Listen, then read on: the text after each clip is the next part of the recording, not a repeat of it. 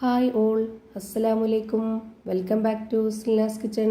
ഇന്നത്തെ റെസിപ്പി നല്ലൊരു variety tasty ആയിട്ടുള്ള അടിപൊളി ഈവനിങ് സ്നാക്സിന്റെ റെസിപ്പിയാണ്. മുട്ടയും സേമിയയും വെച്ചിട്ടാണ് ഈ ഒരു പലഹാരം തയ്യാറാക്കിയെടുക്കുന്നത്. ഇതുപോലെ നമ്മൾ ഒരു തവണ ചെയ്ത് നോക്കുകയാണെന്നുണ്ടെങ്കിൽ ഇതിന്റെ ടേസ്റ്റ് അറിഞ്ഞാൽ പിന്നെ ഈ ഒരു രീതിയിൽ തന്നെ നമുക്ക് എപ്പോഴും ചെയ്ത് കഴിക്കാൻ തോന്നും. അത്രയും ടേസ്റ്റി ആയിട്ടുള്ള ഒരു പലഹാരമാണ്. കുട്ടികൾക്കും വലിയവർക്കെല്ലാം ഒരുപോലെ ഇഷ്ടാവും. അതുകൊണ്ട് തന്നെ ഈ വീഡിയോ സ്കിപ്പ് ചെയ്യാതെ മുഴുവനായിട്ടൊന്ന് കണ്ടു നോക്കണേ.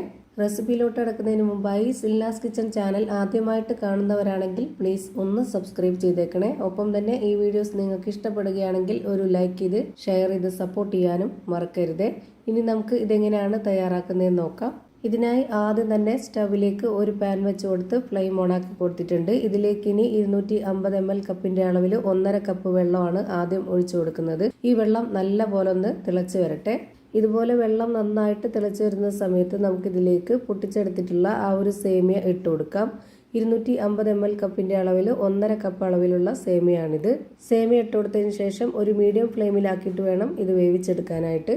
ഇതൊന്ന് അടച്ചു വെച്ചിട്ട് വേവിച്ചെടുക്കുന്നുണ്ട്. 2 മിനിറ്റ് സമയം മതിയാവും. ഈ സേമിയ നല്ല പോലെ വെന്ത് കിട്ടും. അതുപോലെ വെള്ളമൊക്കെ വറ്റി കിട്ടിയിട്ടുണ്ട്. ഇപ്പോൾ ഇതാ വെള്ളമൊക്കെ വറ്റി നന്നായിട്ട് വെന്ത് വന്നിട്ടുണ്ട്.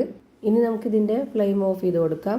അടുത്തതായി ഒരു കാര്യം കൂടി ചെയ്യാനുണ്ട്. അതിനായിട്ട് ഞാനിവിടെ ഒരു പാത്രം എടുത്തിട്ടുണ്ട്. അതിലേക്ക് ഒരു 5 കോഴിമുട്ട പൊട്ടിച്ചൊഴിച്ചു കൊടുക്കാം. ഫ്രിഡ്ജിൽ വെച്ചിരുന്ന കോഴിമുട്ടയാണെങ്കിൽ ഒരു 30 മിനിറ്റ് മുന്നേ തന്നെ പുറത്തെടുത്ത് വെച്ചിരിക്കണം. അതിൻ്റെ ആ ഒരു തണുപ്പൊക്കെ വിട്ടതിന് ശേഷം മാത്രം നമുക്ക് എടുക്കാവുള്ളൂ.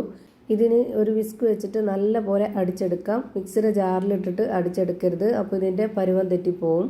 ബീറ്റർ വെച്ചിട്ട് ബീറ്റ് ചെയ്താലും കുഴപ്പമൊന്നുമില്ല. ഞാനിപ്പോൾ ഇവിടെ ഈ ഒരു 5 കോഴിമുട്ടയും ഇതുപോലെ നന്നായിട്ട് അടിച്ചെടുക്കുന്നുണ്ട്. ഇപ്പോൾ ഇതാ നന്നായിട്ട് അടിച്ചെടുത്തിട്ടുണ്ട്. ഇനി ഇതിലേക്ക് നല്ലൊരു മണത്തിന് വേണ്ടി ഒരു നുള്ള് ഏലക്കാപ്പൊടി ഇട്ട് കൊടുക്കാം. പിന്നെ വേണ്ടത് പാൽപ്പൊടിയാണ്. ഞാനിവിടെ 2 ടേബിൾ സ്പൂൺ അളവിലുള്ള പാൽപ്പൊടി ഇട്ട് കൊടുത്തതിന് ശേഷം വീണ്ടും ഒന്ന് അടിച്ചെടുക്കുന്നുണ്ട്. എല്ലാം കൂടെ ഒന്നിച്ചിട്ട് അടിച്ചെടുക്കാതെ ഇതുപോലെ ഓരോന്നോരോന്നായിട്ട് ഇട്ട് കൊടുത്തിട്ട് അടിച്ചെടുക്കുക. എന്നാൽ മാത്രമേ നമ്മൾ ഉദ്ദേശിച്ച ആ ഒരു പരുവത്തിലും ടേസ്റ്റിലൊക്കെ കിട്ടുള്ളൂ. അടുത്തതായി ഇതിലേക്ക് വേണ്ടത് റവയാണ്. ഞാനിവിടെ 2.5 ടേബിൾ സ്പൂൺ അളവിലുള്ള റവയാണ് ഇട്ട് കൊടുക്കുന്നത്. വറുത്ത റവയാണ് വേണ്ടത്.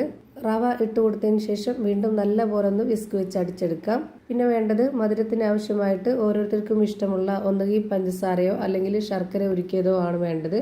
പഞ്ചസാരയാണ് ഇട്ട് കൊടുക്കുന്നതെങ്കിൽ നിങ്ങൾ പൊടിച്ചിട്ട് കൊടുക്കാൻ നോക്കുക. ശർക്കരയാണെന്നുണ്ടെങ്കിൽ ഇതുപോലെ ഉരുക്കി ഒഴിച്ചു കൊടുക്കുക.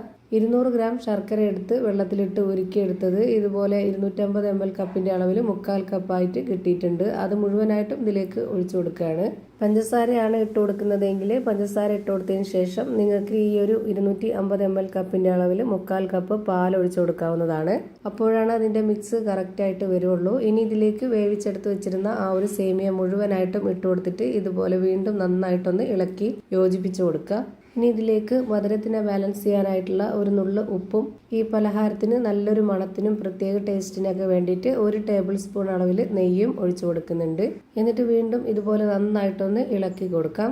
ഇനി ഇതിൻ്റെ പരുവം എങ്ങനെയാണെന്നുള്ളത് ഞാനിവിടെ ഒരു കയ്യിൽ കൊണ്ട് കോരി കാണിച്ചു തരാം. ഇതാണ് ഇതിൻ്റെ കറക്റ്റ് ആയിട്ടുള്ള പരുവം. ഇതിനി ആവിയിലാണ് വേവിച്ചെടുക്കുന്നത്. അതിനായിട്ട് ഞാനിവിടെ കേക്കിൻ്റെ മൗൾഡാണ് എടുത്തിട്ടുള്ളത്. അതിലേക്ക് കുറച്ച് നെയ്യ് ഒഴിച്ചിട്ടൊന്ന് സ്പ്രെഡാക്കി കൊടുക്കുന്നുണ്ട്.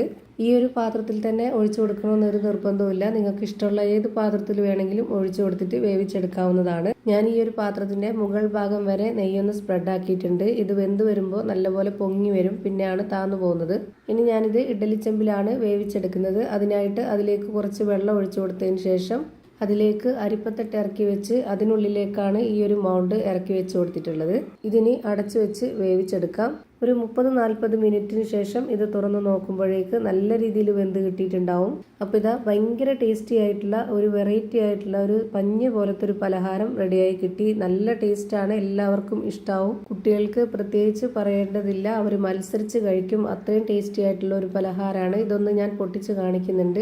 അപ്പോൾ ഇത്രയേ ഉള്ളൂ ഇന്നത്തെ വീഡിയോ. വീഡിയോ ഇഷ്ടമായാൽ ലൈക്ക് ചെയ്യാനും കമൻറ്റ് ചെയ്യാനും ഷെയർ ചെയ്യാനും മറക്കരുത്. അതുപോലെ തന്നെ ഞാനിടുന്ന പുതിയ പുതിയ വീഡിയോസ് നോട്ടിഫിക്കേഷനായിട്ട് കിട്ടുന്നതിന് വേണ്ടി സബ്സ്ക്രൈബ് ചെയ്ത് ബെല്ലൈക്കൺ അമർത്തി അതിൽ ഓൾ എന്ന ഓപ്ഷൻ എനേബിൾ ചെയ്ത് കൊടുക്കാനും മറക്കരുത്. പുതിയൊരു വീഡിയോയുമായി വീണ്ടും വരും. Thank you for watching.